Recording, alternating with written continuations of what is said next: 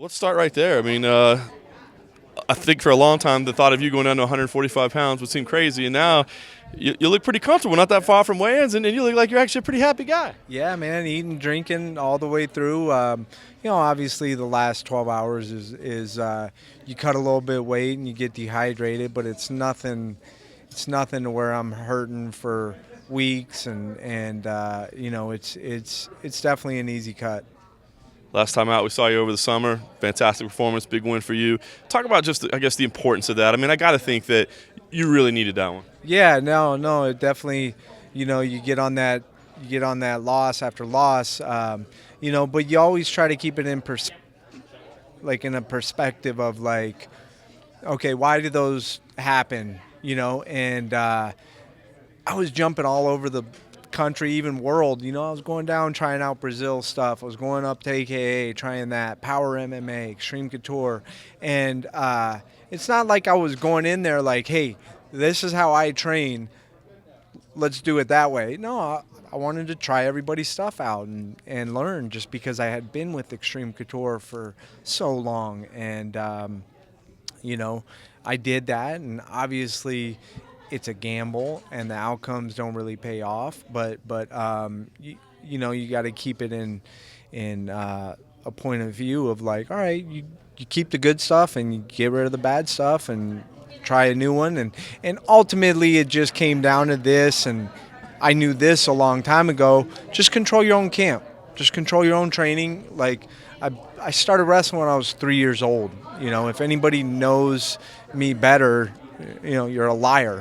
So it's just understanding what I need to do, and I still go into Extreme Couture for team training and train with all the guys. There's all kinds of up and comers and great coaches, but once I start my training camp, it's all about me, and it's a day-to-day feel, and it's a day-to-day adjustment to training. Like, all right, today we had on the plan, we're going to go hard, but it ended up being a light day, or today is a light day, but I feel good. Let's spar. Let's bring that kid in.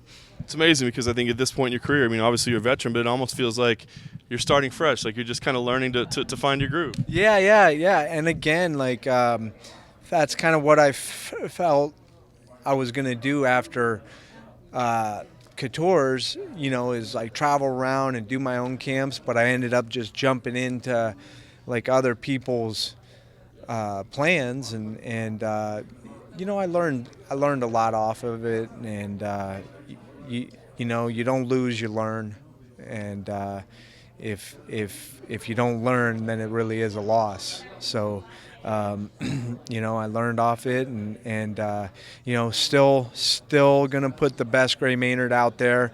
People haven't seen it yet. I don't care what fight you've seen. It's really hasn't been up to my potential, and it's coming. It's coming Saturday night. They come to you this matchup with Ryan Hall, certainly a guy that doesn't have the experience that you do, at least not in mixed martial arts, but really, really great at what he does. What did you think about the matchup, and how have you been training for him specifically? Because he does seem to be such a unique opponent. Yeah. Well, again, I pulled up. I didn't really know who he was. I got the call or text, and I was like, yeah, okay, whoever it is, let's get this going. And I pulled up the career, and he fought 2006. So that's about the time I started to get going. I think I fought Evan Dunham in an amateur show in 2006. And, I mean, that's when I knew. I was like, yeah, 100%, sign me up. I'm doing real estate or whatever. I'll quit that. And like, this is what I want to do. Like, MMA, like, it was that quick. Maybe he didn't feel that at the time, or maybe he still doesn't. I don't really know him at all. I just know him off the tapes and a couple of his, habits. And I mean, for me, when I got that, it's kind of amateur bout, it was just actually first practice. It was on, dude. I wanted to do this. I love this sport, and I want to push it as long as I push it, to the max, and enjoy it.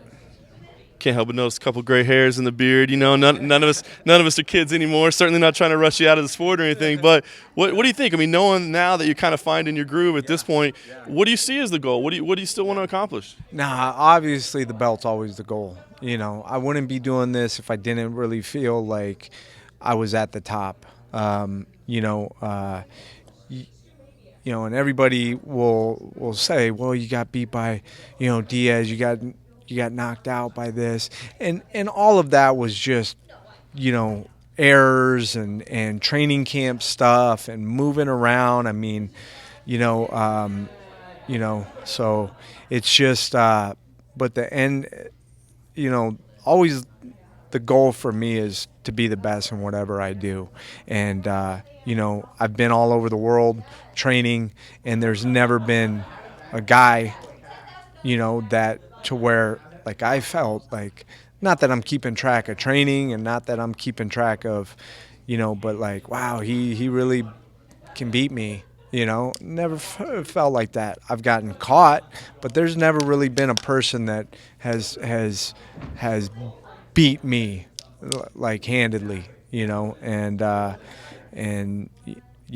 and they'll never will be. I just have that attitude. Like, there's no way another man's going to do that. And, it's just putting that into